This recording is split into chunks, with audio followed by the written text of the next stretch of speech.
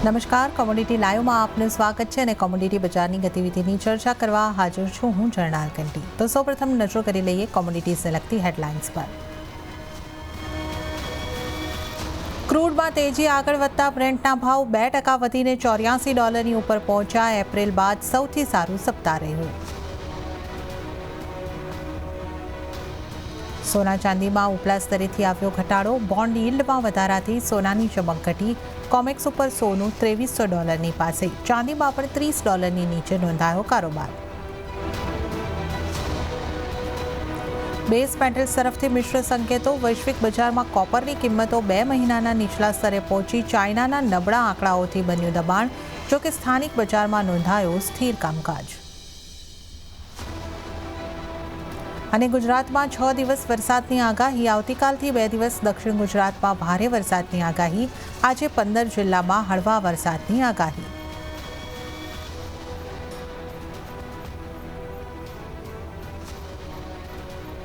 શરૂઆત કરીશું રૂપિયાના કારોબાર સાથે। તો શરૂઆતી કારોબારમાં ડોલર સામે રૂપિયો 5 પૈસા જેટલો મજબૂત થઈને 83.56 પ્રતિ ડોલરની સામે 83.51 પ્રતિ ડોલર ઉપર ખુલ્યો છે। અને ત્યારબાદ જો આપણે અહીં આગળથી રૂપિયાના સ્તરની ઉપર નજર કરી લઈશું કઈ રીતનું કામકાજ આપણને રૂપિયાની અંદર દેખાઈ રહ્યું છે, તો 83.49 ઉપર આપણે અહીં આગળથી રૂપિયાની જોઈ શકીએ છીએ। ડોલર ઇન્ડેક્સમાં પણ મજબૂતી છે। 105.43 ઉપર આપણે ડોલર ઇન્ડેક્સને જોઈ રહ્યા છે। તો અહીંયા આગળથી આપણે કરન્સીની ચાલની જો વાત કરીએ તો રૂપિયાની આપણે એક રેન્જ જ જોઈ શકીએ છીએ। એ જ રેન્જની અંદર કારોબાર થતો દેખાઈ રહ્યો છે। વધુ ચર્ચા કરીશું એલકેપી સિક્યોરિટીઝના જતીન ત્રિવેદી આપણી સાથે જોડાઈ ગયા છે। જતીનજી, સ્વાગત છે આપનું CNBC બજાર પર। જતીનજી, ડોલર ઇન્ડેક્સ મજબૂત લાગી રહ્યો છે અને લગભગ રૂપિયો જે આપણે રેન્જની વાત કરીએ છીએ એ જ રેન્જ યથાવત રાખી રહ્યો છે। આગળ આપ કઈ રીતે જોઈ રહ્યા છો? Good morning Dhana. જો રૂપિયાની મોમેન્ટમ જે છે ક્યાંની ક્યાં સાઇડવેઝ રેન્જ બાઉન્ડ છે, નોન ઇફેક્ટિવ છે as far as US dollar અને આપણું જે કરન્સીનું રિલેશન આપણે જોવા જઈએ તો ઘણું સ્ટેબિલિટી સાથે ટ્રેડ કરી રહ્યો છે આપણો રૂપિયો જે છે। હાલાકી જે છે લોઅર લેવલ્સ ટ્રેડ થઈ રહ્યું છે 8350 ના આજુબાજુ હમણાં જે આપણે ટ્રેડ કરી રહ્યા છે, તો more or less all time લોઝના નજીક જ છે। અને but that case has been since last more than 1 year now. So range market છે, સ્પેક્યુલેશન જે છે એ ઘણું ઓછું છે। હેજર્સનું કારોબાર જે છે એના અંદર વધુ કન્ટિન્યુઅસલી છે થઈ રહ્યું છે ટ્રેડિંગના પ્રોસેસથી જોવા જઈએ તો। અને આરબીઆઈના ગાઈડલાઇન્સ અને આરબીઆઈની જે સ્ટેપ્સ લેવાઈ ગઈ છે એના કારણથી આપણે જોઈ રહ્યા છીએ કે ઘણું સ્ટેબિલિટીના સાથે ફોલ જે છે એ કાઉન્ટર થઈ રહ્યું છે રૂપિયાના અંદર। સો સ્પેક્યુલેટિવ ફોલ જે છે એ ક્યાંય ને ક્યાંય અવોઇડેડ છે હમણાં રૂપિયાના અંદર। સો લેવલ સ્પેસિફિકલી સ્પીકિંગ મને લાગે છે 8330, 8325 એક મેજર રેઝિસ્ટન્સ રહેશે રૂપિયાના માટે, અને 8365, 8375 એક મેજર સપોર્ટ પણ છે। સો આ રેન્જના અંદર જ કારોબાર થતું રહેશે આના અંદર રૂપિયાના અંદર। તો આ રેન્જને જ ધ્યાનમાં રાખીને જ કામ કરવું જોઈએ, જેને બી આના અંદર પોઝિશન્સ લેવી હોય કે હેજિંગ કરવું હોય, જે હિસાબથી બી એને કરવું હોય, તો આ રેન્જને જ પ્લે કરો, એ મારો મત રહેશે આના અંદર રૂપિયાના। ઓકે, તો રૂપિયાની અંદર જે રેન્જ આપણે જોઈ શકીએ છીએ 83.25થી લઈને 83.60 સુધીની, તો આ જ રેન્જની અંદર અહીં આગળથી આપણને રૂપિયો રહેતો લાગી શકે છે। હવે આપણે સોનાની વાત કરી લઈએ તો બોન્ડ યીલ્ડમાં ઉછાળાને કારણે સોનાની કિંમતોમાં ઉપલા સ્તરેથી ઘટાડો નોંધાયો છે, જ્યાં કોમેક્સ ઉપર સોનાની કિંમતો $2300 પાસે રહી છે।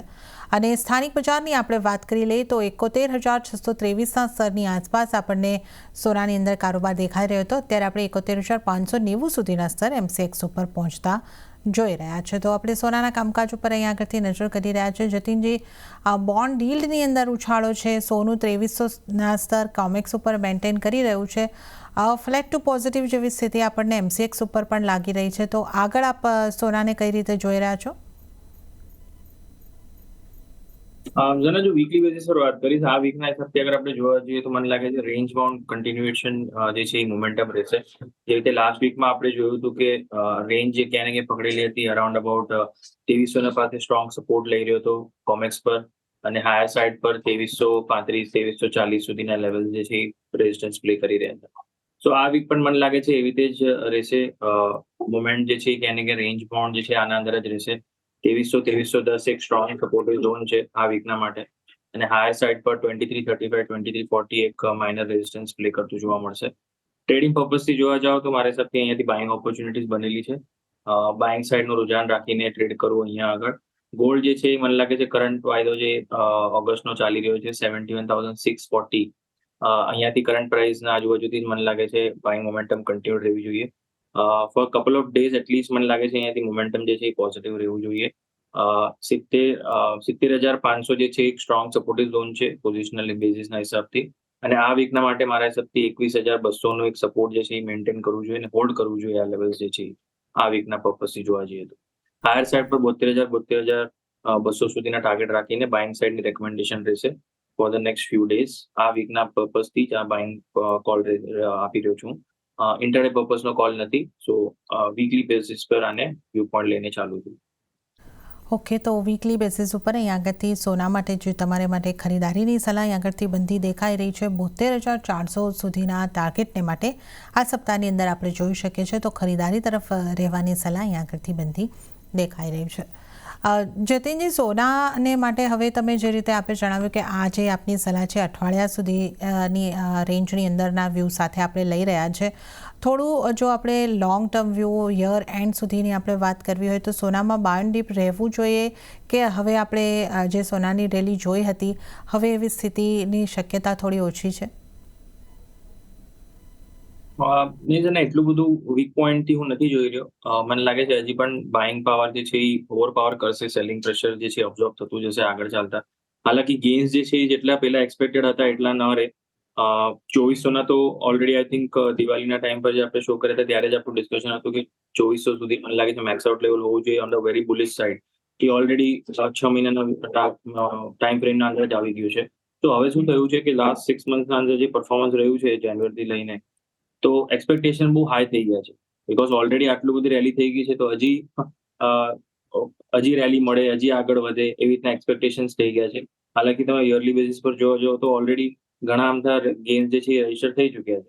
બટ અહીંયાથી અગર આપણે ફોકસ કરીએ કે અહીંયાથી ગેઇન્સ લિમિટેડ રહેશે કે હાયર રિવોર્ડ રહેશે, તો અહીંયાથી મને લાગે છે તમને બે સાઇડની મુવમેન્ટ જે છે થોડી જોવા મળી શકે છે. બિકોઝ ફેડરલ રિઝર્વના પોઈન્ટ ઓફ વ્યૂથી જોવા જઈએ તો હજી પણ બહુ ડોવિશ તરફના સ્ટાન્સ નથી આવી રહ્યા એમના તરફથી. હજી પણ એમનું સ્ટેટમેન્ટ જે છે ક્યાંય ને ક્યાંય થોડું હોકિશના આજુબાજુ બનેલું છે. બટ જો સીપીઆઈ ડેટાને આગળ આપણે ફોલો કરીએ તો એ કાઇન્ડ ઓફ ઇનલાઇન છે. જેવી રીતે એમને ઇન્ફ્લેશન જે છે એ ક્યાંય ને ક્યાંય ડિટેરિયોરેટ થતા જોવું છે before taking an aggressive position of cutting the rates. તો છેલ્લા 2 મહિનાથી આપણે જોવા જઈએ તો સીપીઆઈ જે છે એ ઘણું કંટ્રોલમાં છે અને નીચે પણ આવી રહ્યું છે.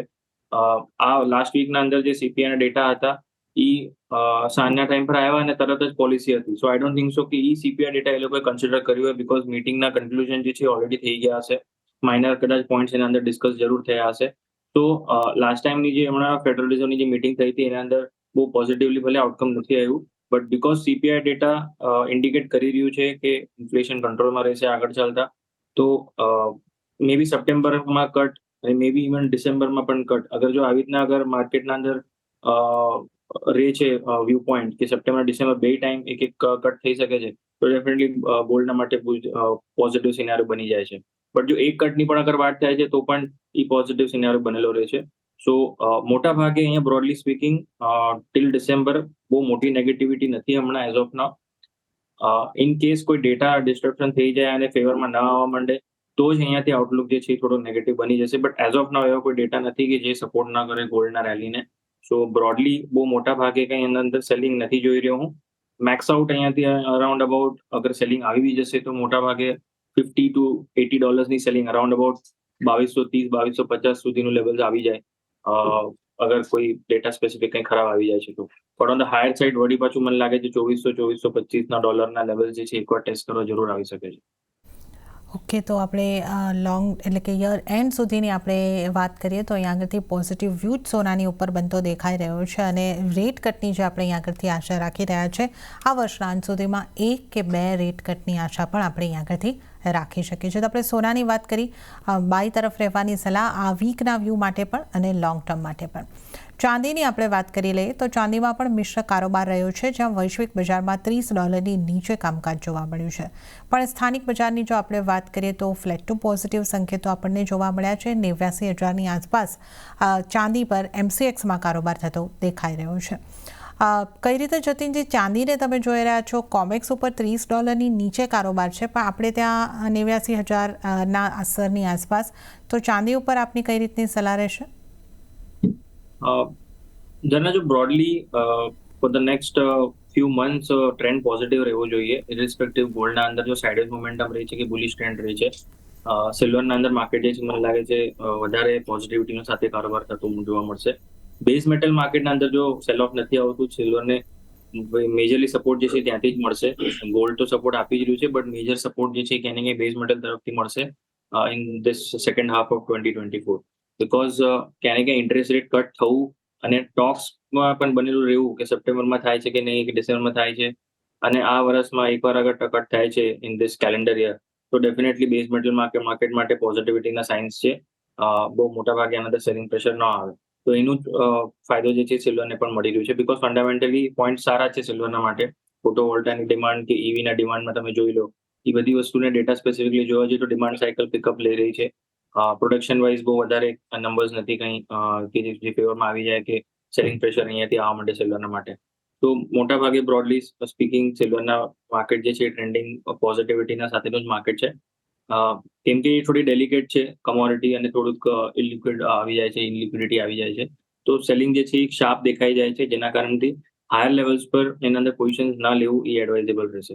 But as of now in the last 15 to 20 days આપણે એક પ્રોફિટ બુકિંગ જોયું છે હાયર લેવલ્સથી.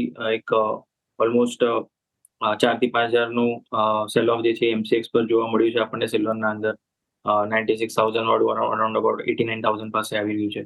પણ અહીંયા છે કે એક થોડું બેઝ ફોર્મેશન છે. 88,000 પાસે એક સ્ટ્રોંગ સપોર્ટિવ ઝોન છે મારા હિસાબથી, અને નીચે અગર આપણે જોવા જઈએ તો 87 સુધીના સ્ટોપ લોસ રાખીને જે પોઝિશનલી કોઈ ટ્રેડ કરવા ઈચ્છતું હોય શોર્ટ ટર્મના હિસાબે, તો અહીંયાથી બાઇંગ પોઝિશન બનાવીને રાખવી જોઈએ. 91,500 92,000 સુધીનો ટાર્ગેટ રાખો. Positional short term positional peak રહેશે સિલ્વરના અંદર. ડે ટ્રેડિંગનું ઓપોર્ચ્યુનિટી હમણાં ફિલહાલ મારા પાસે નથી, એટલે હું શોર્ટ ટર્મ બાઇંગ ઓપોર્ચ્યુનિટી ના હિસાબે આપી રહ્યો છું. 87 ના નીચે સ્ટોપ લોસ અને 91,500 થી લઈને 90. જતીનજી, કઈ રીતે હવે તમે મેટલને જોઈ રહ્યા છો? જે રીતે આપણે જોઈ રહ્યા છીએ, એક સારા રનઅપ બાદ પાછલા થોડા સમયથી થોડું દબાણ બનતું દેખાઈ રહ્યું છે, અને હવે જે ચાઇનાની અંદર ઇન્ડસ્ટ્રીયલ પ્રોડક્શનના આંકડાને અન્ય આર્થિક આંકડા પણ નબળા આવ્યા છે, તો મેટલમાં હવે જે એની તેજી હતી એને બ્રેક લાગી ગઈ છે? જો ફૂલ ફ્લેજ જે બાઇંગ ચાલી રહ્યું હતું કે સ્ટ્રોંગ પોઝિટિવ ટ્રેન્ડ જે આપણે જોઈ રહ્યા હતા, એમાં થોડું બ્રેક જરૂર લાગેલું છે ઘરના. બટ મને લાગે છે બહુ મોટા ભાગે અહીંયાથી મને નથી લાગતું કે સેલિંગ પ્રેશર આવશે. જે હિસાબથી જે સ્ટ્રેન્થ પકડ્યું છે બેઝ મેટલ માર્કેટે, અહીંયાથી મને લાગે છે એક લોઅર લેવલ્સ પર જે છે બાઇંગની ઓપોર્ચ્યુનિટી બનેલી છે. મારો વ્યૂ પોઈન્ટ અને મારો નજરિયો જે છે ક્યાંય ને ક્યાંય બુલિશ બનેલો છે બેઝ મેટલ માર્કેટના માટે સેકન્ડ હાફમાં.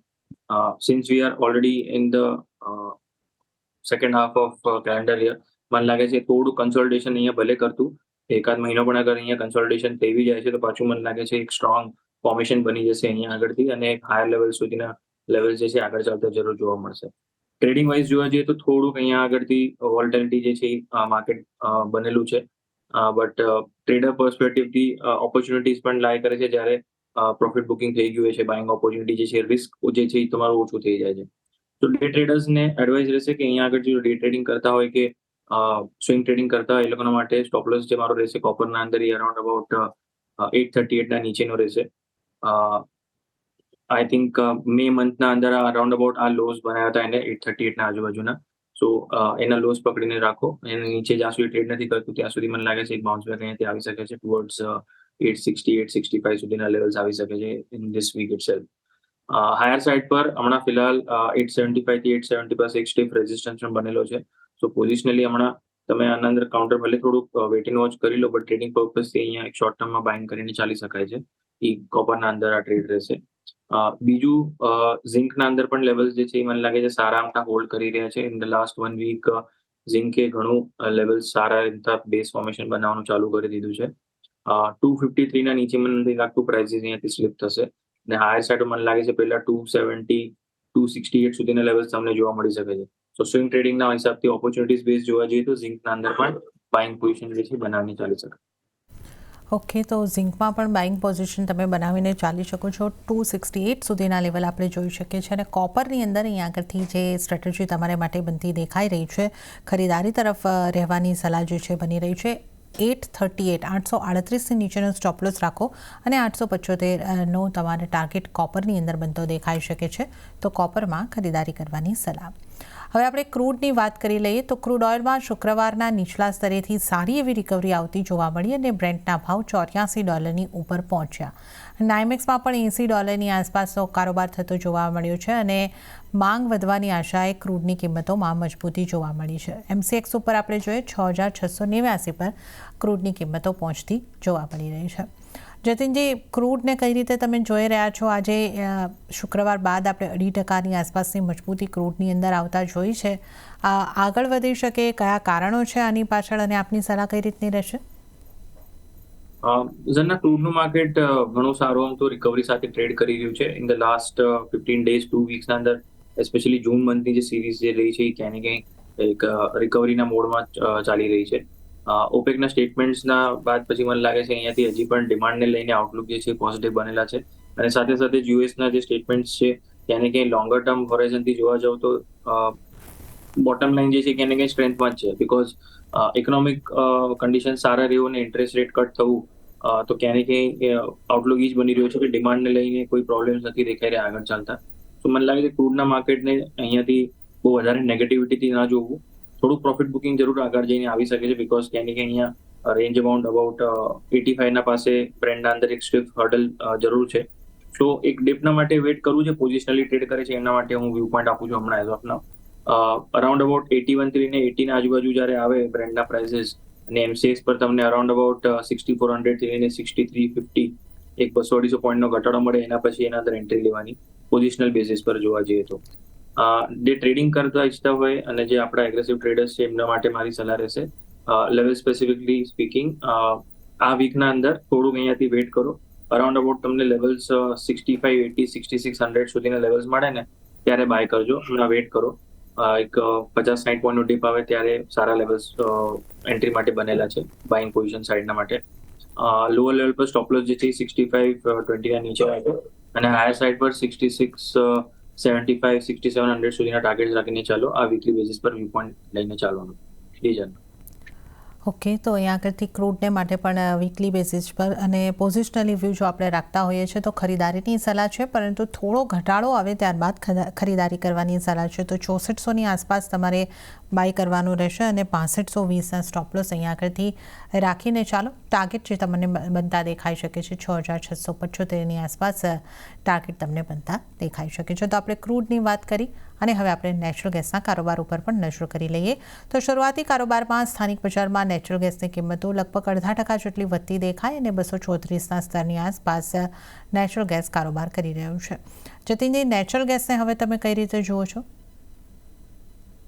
જો નેશનલ ગેસની પ્રાઇસીસ નો આઉટલુક પણ અહીંયાથી ક્યાંય ને ક્યાંય વોલેટિલિટીનું કન્ટિન્યુ છે. લાસ્ટ વીક સારા હતા એના અંદર પ્રોફિટ બુકિંગ જે છે એ જોવા મળ્યું છે આપણને. હાયર લેવલ્સથી એક કરેક્શન મોડ જે હતું લાસ્ટ વીક કાઉન્ટર થયું છે. બટ મને લાગે છે અહીંયા બેઝ સપોર્ટ જે છે ક્યાંય ને ક્યાંય 230 થી લઈને 225 પાસે બનેલા છે. જો પોઝિશનલી તમે ટ્રેડ કરતા હો તો 230 સુધીનું પણ અહીંયા એક્સપેક્ટ કરી શકો છો. નીચેના લેવલ્સ આવી શકે છે આ વીકના અંદર. બટ આઈ ડોન્ટ થિંક કે 224ના નીચે આ ક્લોઝિંગ બેસિસ પર જશે. તરત જ બાઉન્સ બેક જે છે જોવા મળશે. જેવું 230ના નીચેના લેવલ્સ ટચ કરશે ત્યાંથી તરત જ બાઇંગ પ્રેશર જે છે આવશે. બિકોઝ સ્ટ્રોંગ સપોર્ટ ત્યાં આગળ બનેલા છે. હાયર સાઇડ પર 245, 248 એક રેઝિસ્ટન્સ પોઈન્ટ છે. તો એ ટાર્ગેટ રાખીને સ્વિંગ ટ્રેડિંગના હિસાબે બાય ઓન ડિપ્સની સ્ટ્રેટેજી બનાવી શકો છો. 224ના નીચે સ્ટોપ લોસ રાખી. ઓકે, તો બાય ઓન ડિપની સ્ટ્રેટેજી અહીંયા આગળથી નેચરલ ગેસ માટે પણ જતીનજી એક ભલામણ કરી રહ્યા છે, તો જેનો પણ ખાસ ખ્યાલ રાખવાની સલાહ આપને માટે બનતી દેખાઈ રહી છે. અને ત્યારે જતીનજી, આપનો આભાર. આપ અમારી સાથે આ શો પર જોડાયા અને તમામ નોન એગ્રી કોમોડિટીઝ અંગે આપણે ચર્ચા કરી. આપનો આભાર. તો હવે આપણે આગળ વધીએ અને એગ્રી કોમોડિટીઝની ચાલ ઉપર નજર કરી લઈએ. તો મસાલા પેકમાં આજે ફરી તેજી આવતા જીરામાં 0.5%, તો ધાણા અને હળદરની અંદર 1%થી વધારેની મજબૂતી આવતી જોવા મળી છે. ગુવાર પેકમાં પણ 1%ની આસપાસની તેજી આવતી દેખાય છે. કપાસિયા, ખોળ અને એરંડામાં થોડા દબાણ સાથેનો કારોબાર થતા દેખાઈ રહ્યો છે. વધુ ચર્ચા કરવા માટે આપણી સાથે જોડાયા છે stevan.com ના દીપેન શાહ. દીપેનજી, આપનું સ્વાગત છે. અને આજના દિવસે એગ્રી કોમોડિટીઝમાં ક્યાં તમે કોઈ ટ્રેડ લેવાની ઓપોર્ચ્યુનિટી જોઈ રહ્યા છો? આપણે દીપેનજી સાથે ફરી એક વખત સંપર્ક કરવાની કોશિશ કરીશું, પરંતુ હળદરની ઉપર આપણે અહીં આગળથી ખાસ નજર કરી લઈએ, કારણ કે અહીં આગળ 3.5%ની મજબૂતી સાથે 17,900ની આસપાસના સ્તર ઉપર આપણે કારોબાર થતા જોઈ રહ્યા છે. ધાણામાં પણ 0.5%ની મજબૂતી છે અને 7600ના લેવલ્સ આપણે જોઈ શકીએ છીએ. દીપેનજી, આજના દિવસે એગ્રી કોમોડિટીઝમાં ક્યાં આપ ટ્રેડ લેવાની તક જોઈ રહ્યા છો? જી ગુડ મોર્નિંગ. સૌપ્રથમ શો પર બોલવા માટે ધન્યવાદ. એગ્રી કોમોડિટીની વાત કરીએ તો ગુવાર ફીડમાં થોડું ધ્યાન વધારે બેટર લાગે છે. આ ગુવાર ફીડની અંદર બાય કરીને ચાલી શકો છો near 5480, 5490 with a strict stop loss of 5240, અને ઓન ધ હાયર સાઇડ આપણને 5650, 5700 એવી રીતે ટાર્ગેટ જોવા મળી શકે. ઓકે, તો અહીંયા આગળથી ગુવાર પેક પર ધ્યાન આપો અને ખરીદારીની સલાહ અહીંયા આગળથી બનતી દેખાઈ રહી છે. ત્યારે જ દીપેનજી, આપનો આભાર. આપ અમારી સાથે જોડાયા અને એગ્રી કોમોડિટીઝ અંગે અમને સલાહ આપી, આપનો આભાર. અને આ સાથે જ કોમોડિટી લાઈવમાં હાલ પૂરતું આટલું જ. હાલ મને પણ આપશો રજા. વધુ અપડેટ્સ અને સમાચારો માટે આપ CNBC બજાર સાથે જોડાયેલા રહો. આગળ મારા સહયોગી આરતી મહેતા આપને માટે લઈને આવશે બજાર હેલ્પલાઇન. અને જતાં જતાં આપને ફરી એક વખત યાદ કરાવી દઉં કે CNBC આવાસ લઈને આવ્યું છે પ્રથમવાર એક અનોખો પ્રયોગ. વિશ્વના અને ભારતના માર્કેટ એક્સપર્ટ દ્વારા હવે તમે શીખો કોમોડિટી ટ્રેડિંગ. આ સેમિનારમાં વરિષ્ઠોનું માર્ગદર્શન, નવા માર્કેટના ડાયનામિક્સ, કોમોડિટી ડેરિવેટિવ અને સિઝનલ ટ્રેડિંગ વિશે વાત કરવામાં આવશે. તો CNBC આવાસના કોમોડિટી ગુરુકુલના એક દિવસીય સેમિનારમાં ભાગ લેવા માટે આજે જ સ્ક્રીન પર આપેલી વેબસાઇટ પર જઈને રજીસ્ટર કરો અને શીખો કોમોડિટી બજારની તમામ વિગતો.